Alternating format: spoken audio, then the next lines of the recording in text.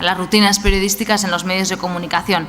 Algunas de sus últimas publicaciones en revistas internacionales tratan el tema del periodismo participativo y el rol del receptor activo, y también el papel de la ética periodística en los medios digitales. Recientemente ha publicado una investigación sobre la calidad de los contenidos creados por periodistas en un contexto de presiones políticas y económicas. Está publicado en un libro, El periodista global en el siglo XXI, si queréis saberlo. Bueno, gaurko bere parte hartzean, Heinonen irakasleak bestaldean jarriko du fokoa edo ikuspegia eta zibernautek kazetariaren inguruan duten irudia edo iritziari buruz arituko da. So, well, once more, thank you very much for coming to Bilbao and bringing such an interesting topic. I give you the floor. Thank you. How do I get myself on screen? Thank you. Good afternoon, all.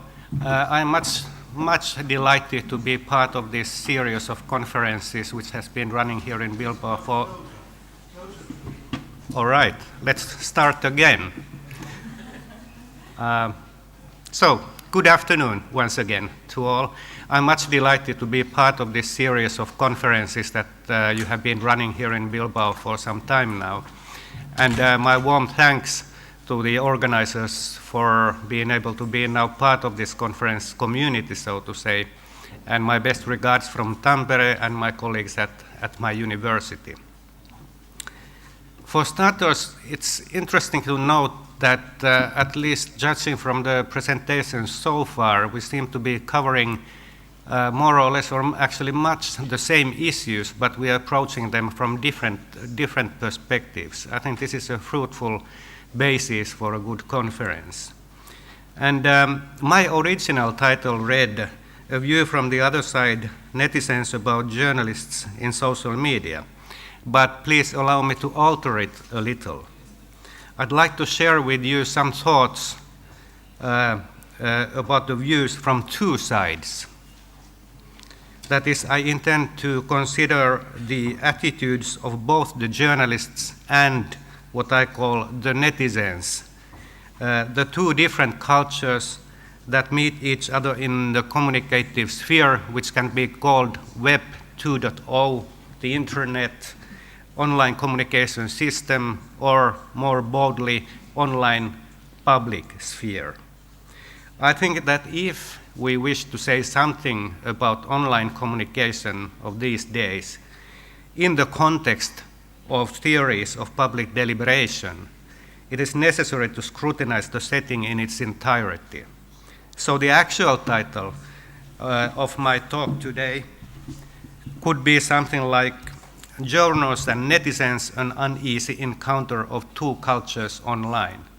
And I hope that I might be able to tackle some of the issues Javier, who has left us now, raised a moment ago, but nevertheless. And with journals, I of course mean journalists. And I'm not using the term journals here in no way in a negative meaning. I merely state the fact, or want to highlight the fact, that that journalistic profession has a long tradition and recognizable characteristics.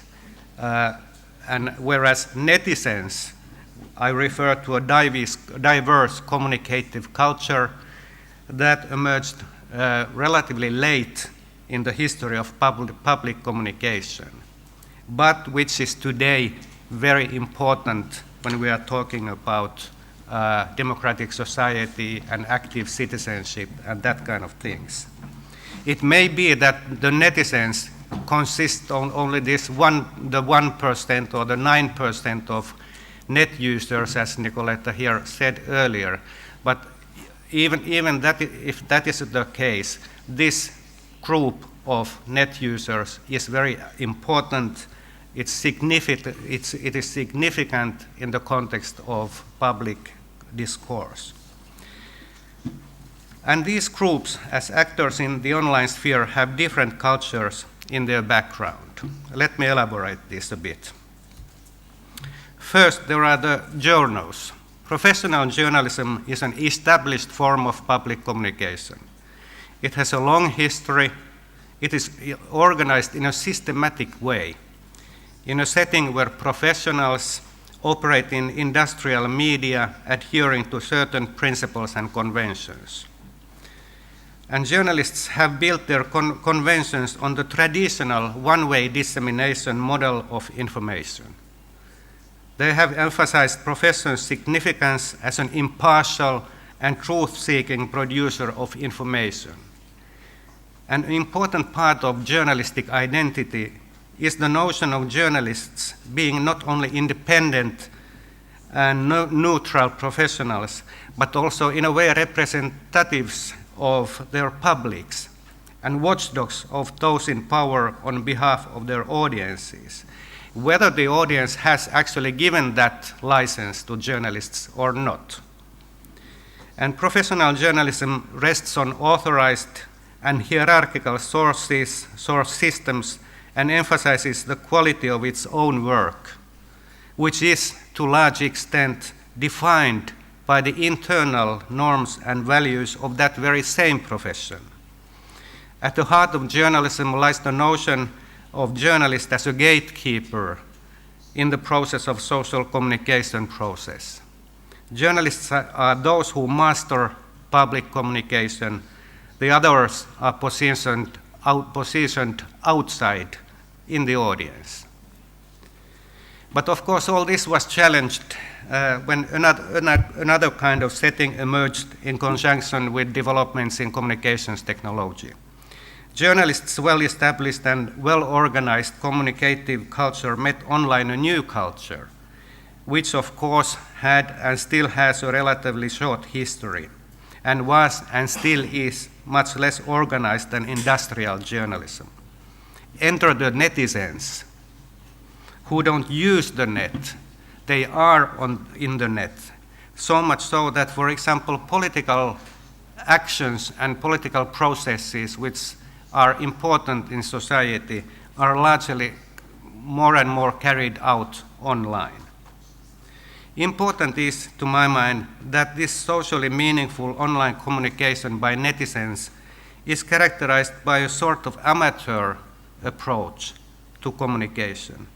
In this case, I refer to the one connotation of the word amateur, namely that it implies that someone is not doing something only because it is her job, but because she or he is genuinely fond of what she is doing and considers it important beyond mundane remunerations like salary. In the online communication, a variety of citizens and citizen groups practice communication that still to this day reflects the ideals of counterculture of the early internet.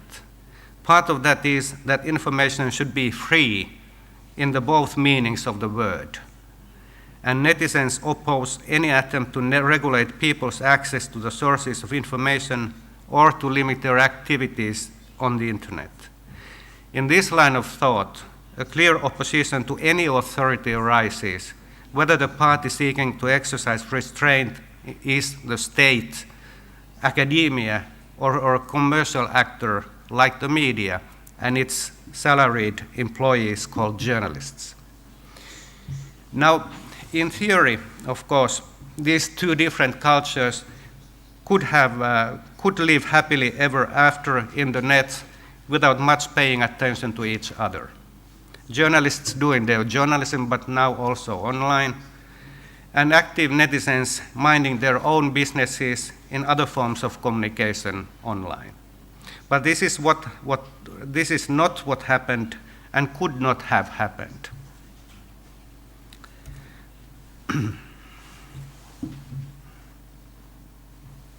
I don't know what this means, but I will click this. No.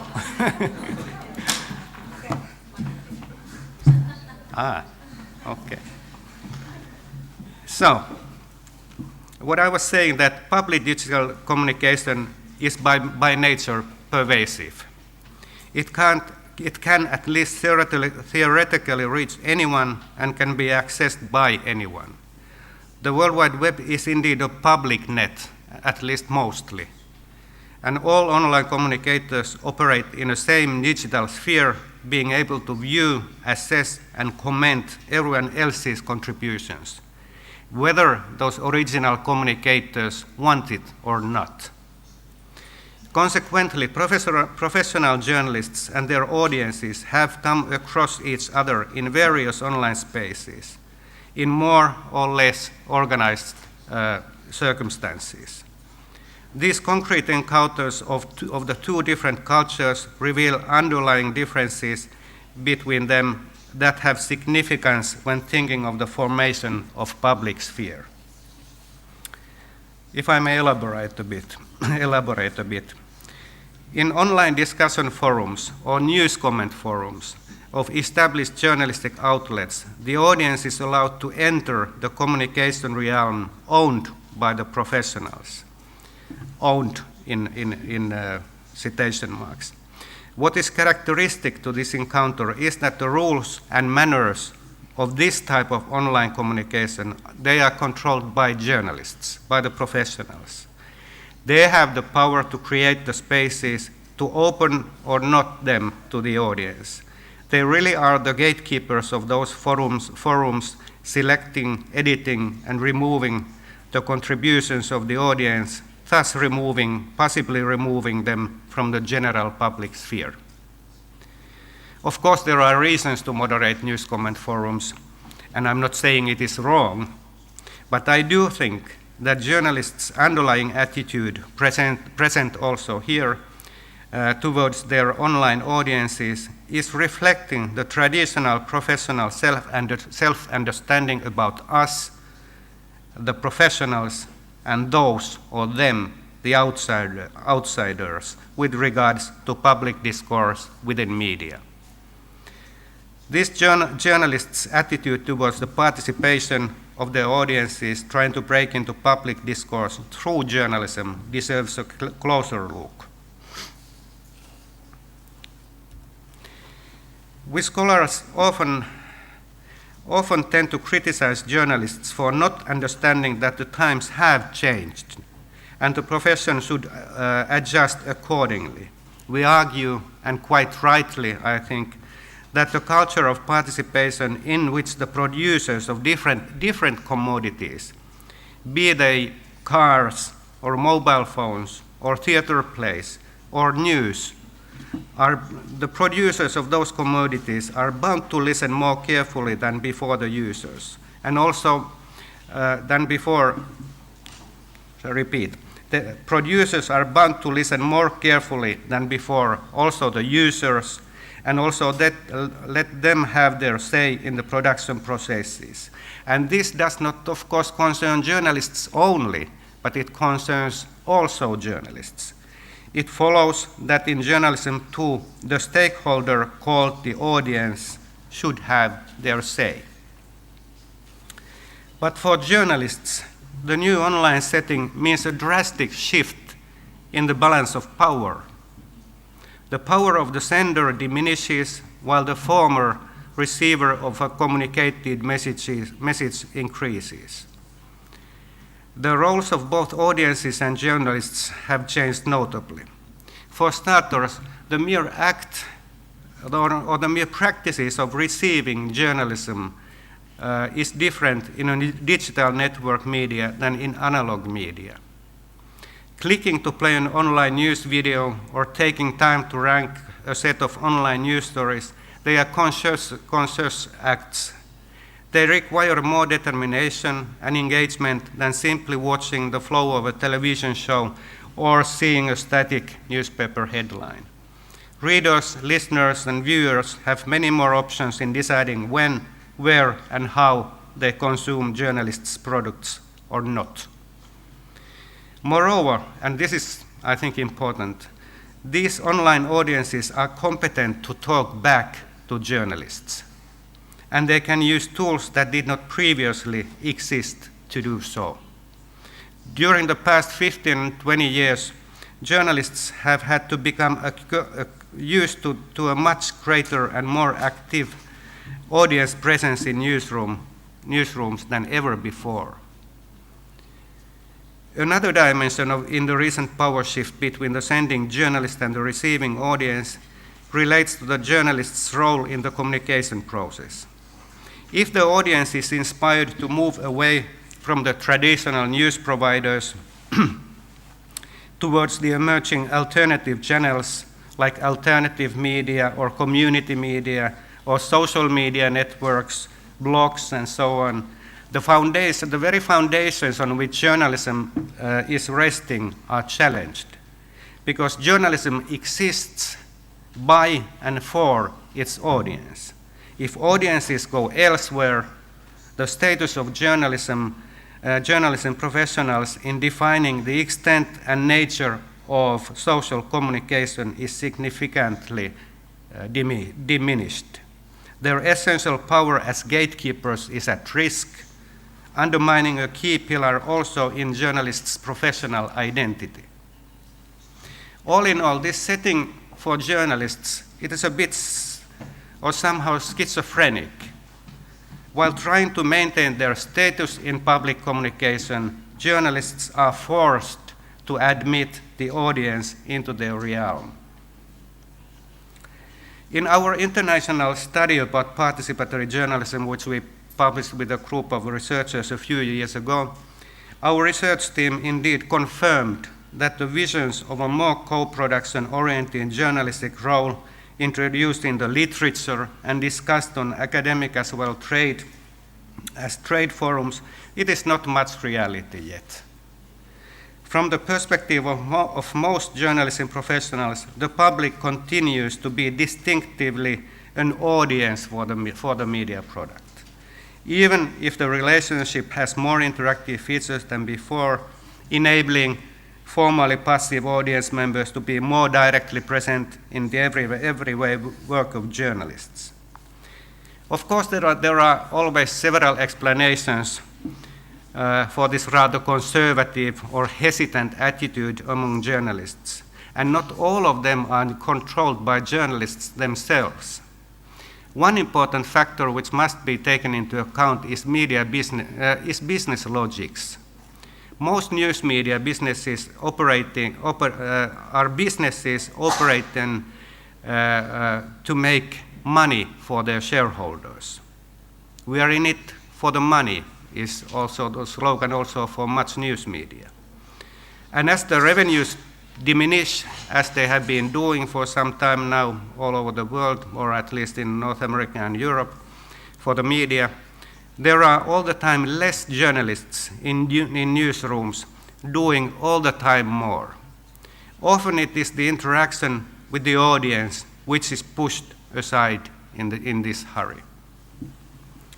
Let me take an example. An illustrative example occurred last week actually about this.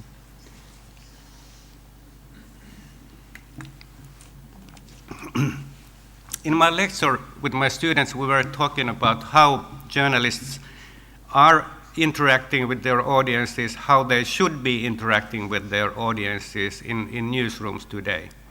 And a student of mine who is already not only our student, but also been working for some time in the news desk of one of the major Finnish media companies, he said that if he tries to do everything that he is supposed to do during his work shift, there simply is no time to chat with the audience or even read the reader comments. It's just too busy nowadays in newsrooms to engage in interaction with the audiences. So after 2 decades of online communication, which by nature, by definition, is a two-way street, newsroom people are saying that they don't have time, which means that the interaction with the audience is not sort of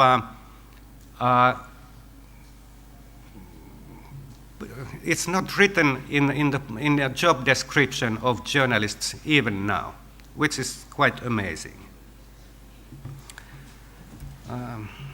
But in the other walks of life, I just picked up this random example. In the other walks of life, this collaborative culture has been taken perhaps more seriously. This is a random example. It's about a hotel and a client in a hotel. There's a negative feedback online there, and you could say that the writer could be the reader of news sending his or her feedback to media, to newsroom.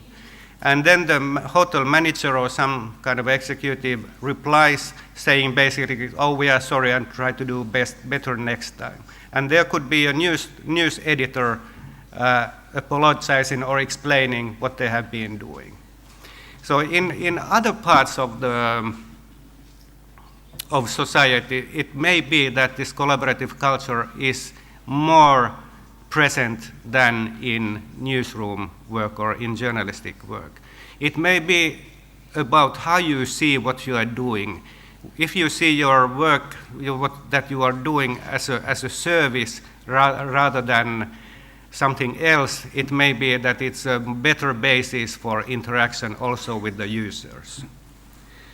But having said that, having criticized journalists, I must say that it is also noteworthy that in our study, our findings also revealed certain ruptures in the conventional way of envisioning the relationship between professionals and users as participants in the journalistic work.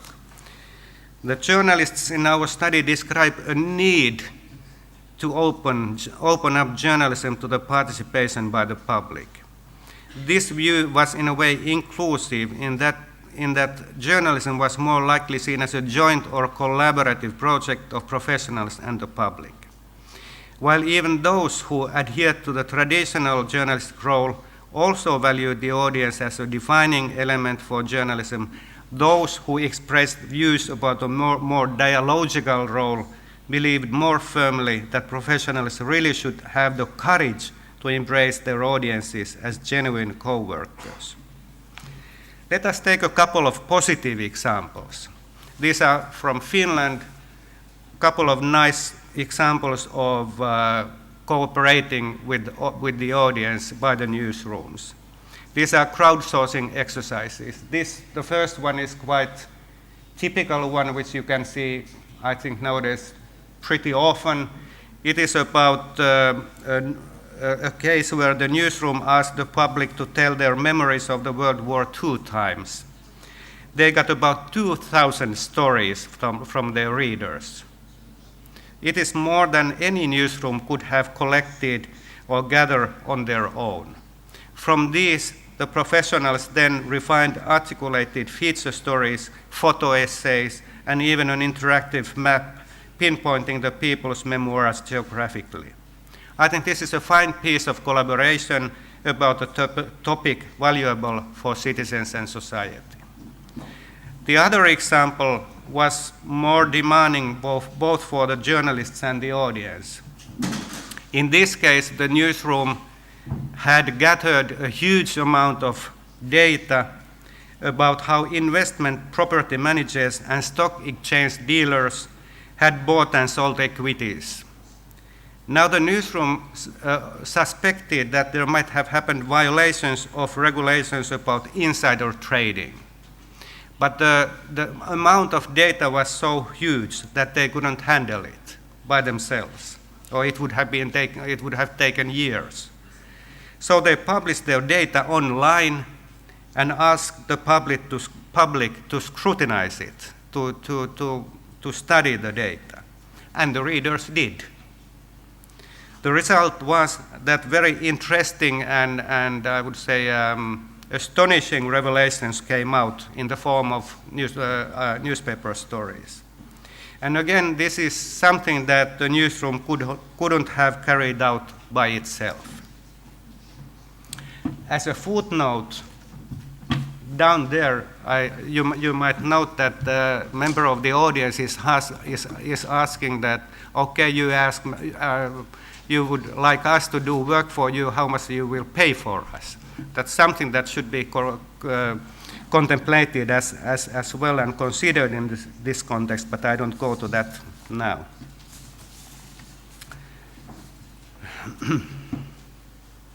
In spite of these and other bold projects to involve the audience in journalistic process, we can conclude, I think, that by and large, professional journalists still tend to think the public as something which is out there and which is not easily accepted inside journalism. There is considerable suspicion out there amongst journalists. but also citizens communicating online, the netizens I mean, have their doubts about journalists. And now I'm moving to the area of social media, which is another example of spaces in the net where the two communicative cultures meet. And although most social media platforms, the technical platforms, are owned by big companies, the conventions of communication have been formed, at least to a certain extent, by amateurs in communication, or at least they have not grown out from the professional journalistic tradition. Social media is by and for the users themselves, and professional journalists enter that realm as cultural alliance, I think. I think it is justified to say that social media platforms, or more precisely, the communication conventions and practices observed there, reflect the freewheeling communication culture that so much is an essential part of the web communication. The ideal core values, in the same sense as we understand the ideals of journalism on the web, are direct democracy, freedom of speech, rights of the individual, and transparency of actions, including journalistic work. The communicative culture derived from these is in so many ways different than organized industrial journalism. This communicative sphere of netizens is not an easy terrain for journalists.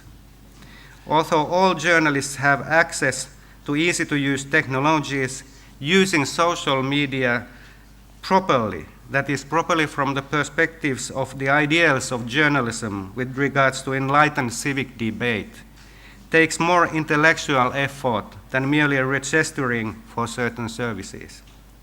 In other words, creating a blog or a Facebook profile does not yet mean that the journalist is operating in social media in a professionally wise manner or socially wise manner. A person randomly going online seldom succeeds in initiating worthwhile interaction. Hopping in and peeking on random social media contents here and there is like parachute journalism in foreign reporting. In order to function purposefully in social media, a journalist must achieve credibility by being present in the web as a participant, as an equal, and not as a bystander. This seems to be difficult for journalists.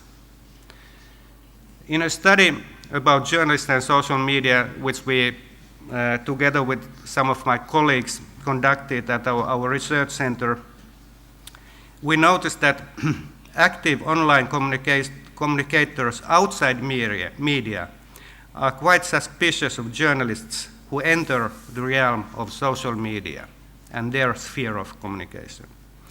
Let me give an example of how journalists are seen by active social media users. In our study, we asked netizens to give their assessment of journalists in social media. This is what one of them said. It is my hypothesis that journalists shun social media and are not capable of taking social media and internet culture in the right way. And another said, journalists behave like vultures in social media. They forget privacy and deliberately ignore the context of posts. And the netizens indeed tend to see mainstream media journalists in social media as lurkers more than genuine participants.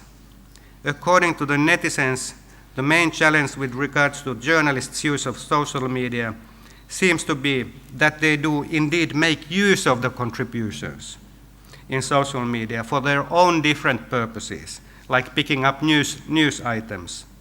But they seldom spend enough time in social media forums to learn, for example, the norms and proper ways of acting in and contributing to those online communities.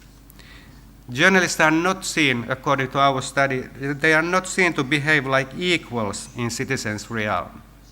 One respondent said that journalists are just sitting, in a way, in a viewing tower beside or outside social media developments, from where they then easily make misjudged interpretation of messages for example, Twitter or Facebook or whatever.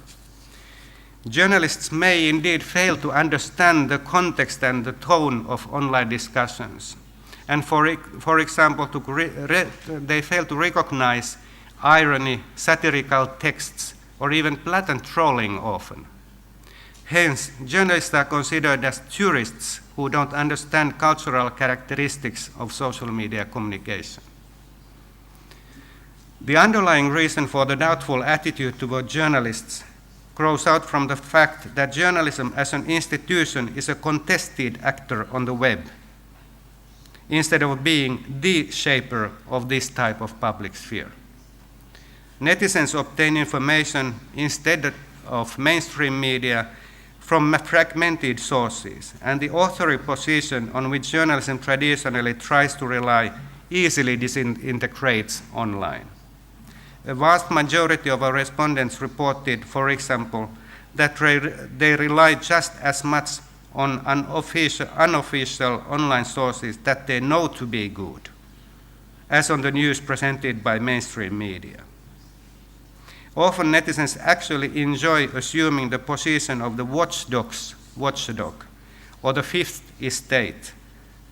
And many discussion forums do have separate areas focused on different issues of the media in which users discuss news and practices of traditional media, mostly critically.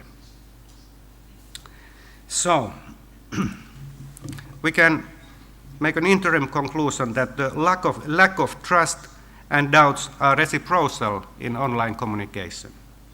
Journalists are not comfortable with the public participating in journalism, and netizens tend to question the motives of journalists in social media. But once again, the picture is not that black and white. As I noted already earlier, among journalists there is not only doubts, but also a certain inclination to engage dialogue with the audience, in genuine dialogue with the audience. This is true also among netizens.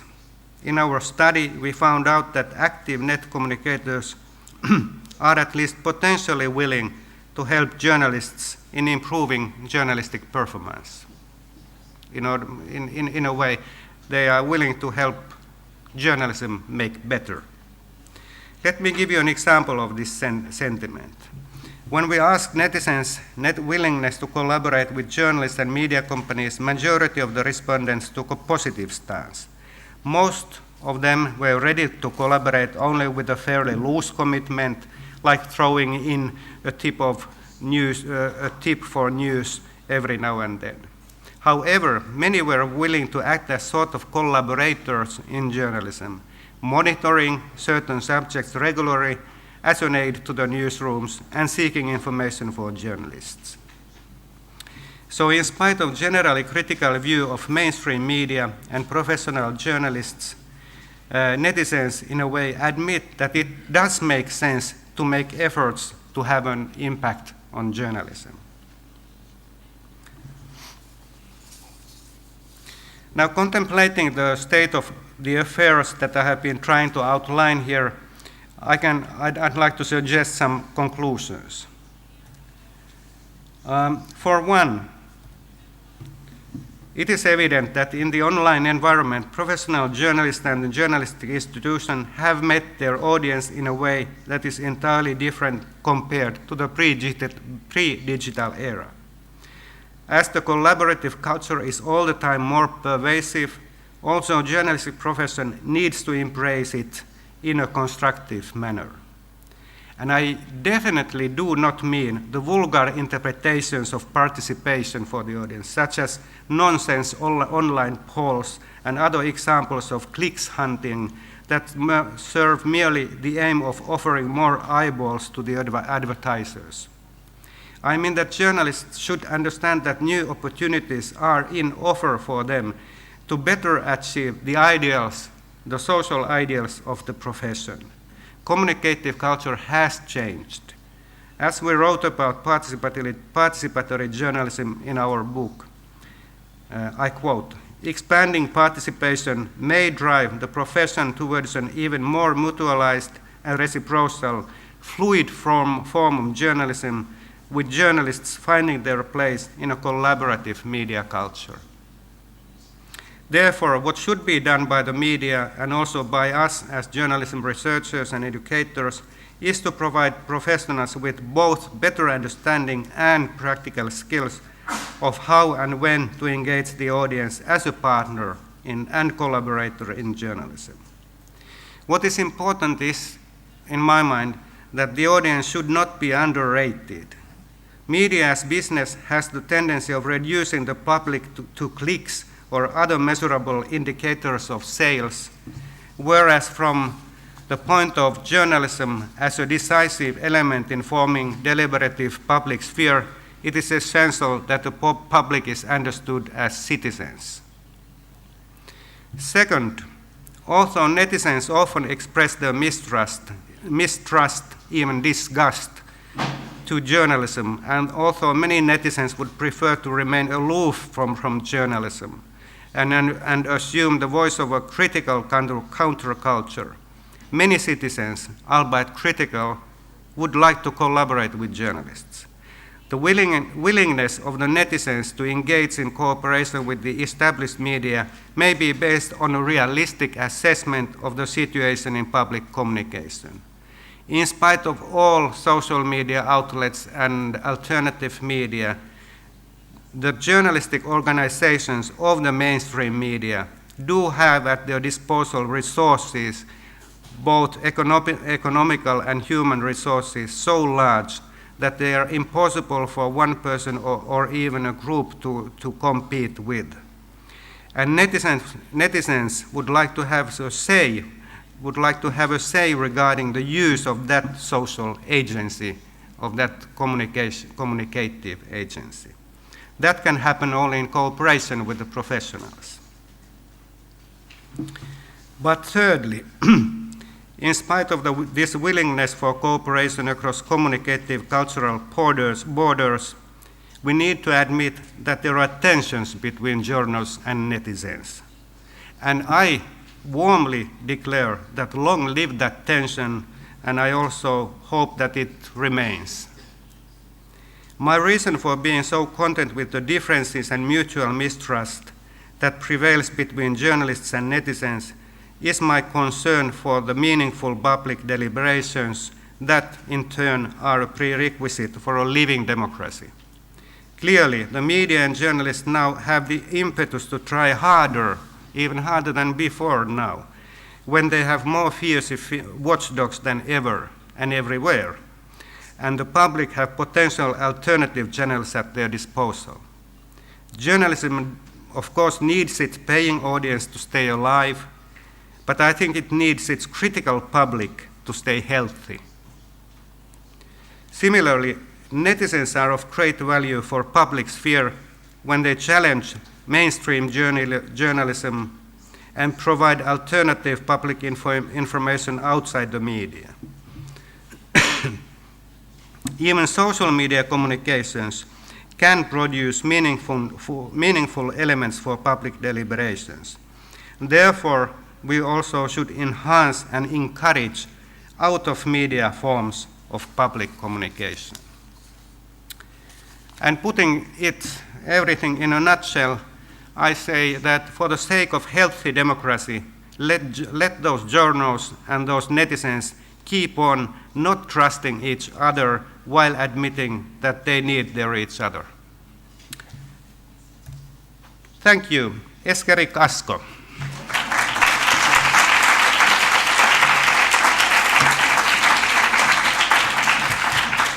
And that's your Finnish lesson for today.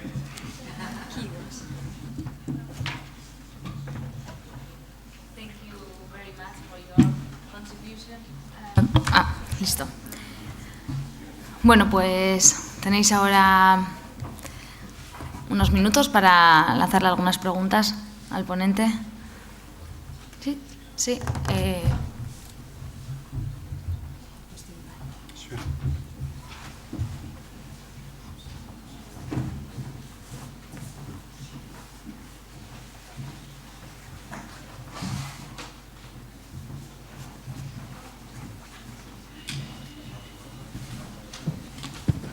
I see. Hi, Ari. You talk about the importance about the merge of this new relationship between the journalists and the netizens, how you call it.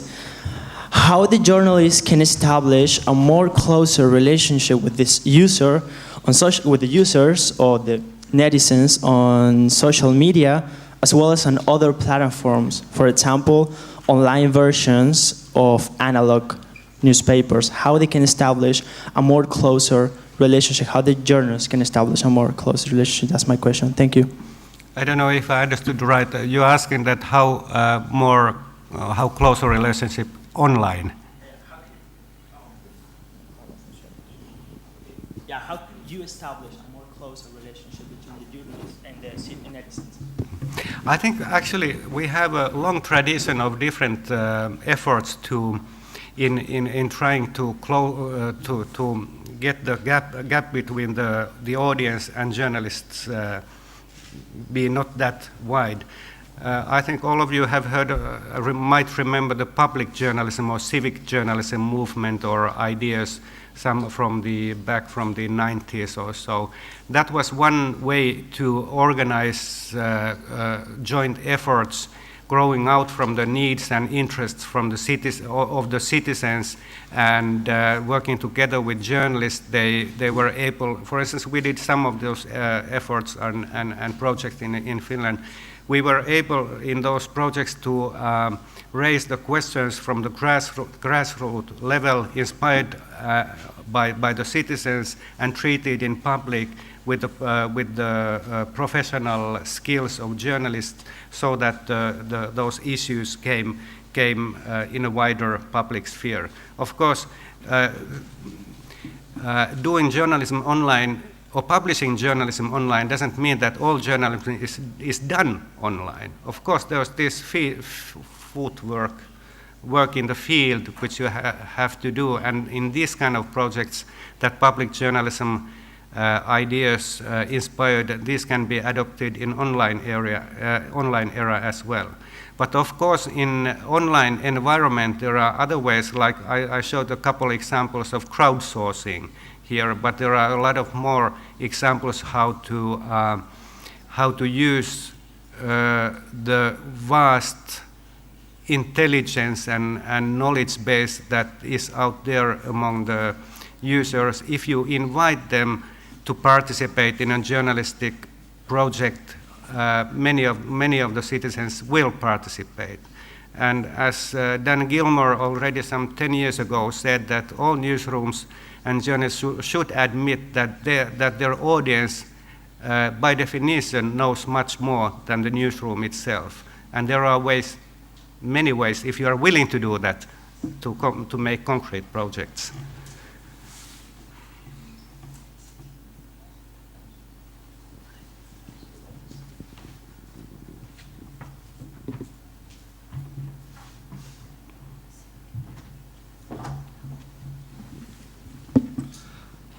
Hi, Professor Heinonen. It's very nice to meet you again. Likewise. Okay. You have talked a lot about the perception of users, of audiences, about journalists and news organizations, but not so much on the perception of journalists themselves as in front of the social media. For example, in some research conducted in Spain about the filtering of news comment, we realized that in the main online newspaper organizations in Spain, most of the journalists, and especially those that write columns or articles from their houses that are considered themselves writers or novelists, don't even take a look on comments. So they don't filter anything and they don't consider anything at all. Is it that way in the rest of Europe? In our study, it was not exhaustive about participatory journalism, but it was quite wide.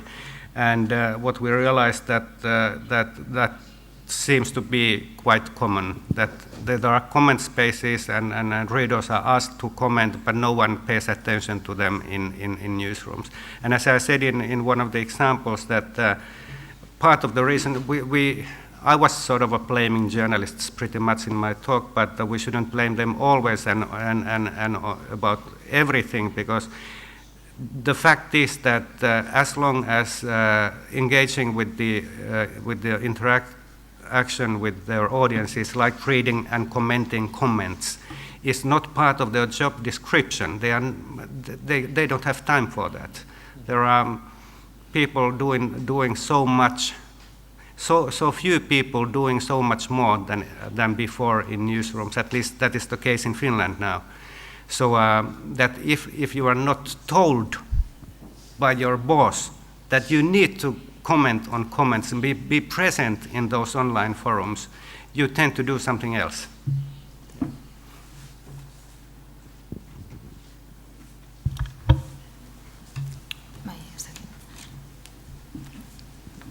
No more questions? Okay. So, thank you very much. Thank you.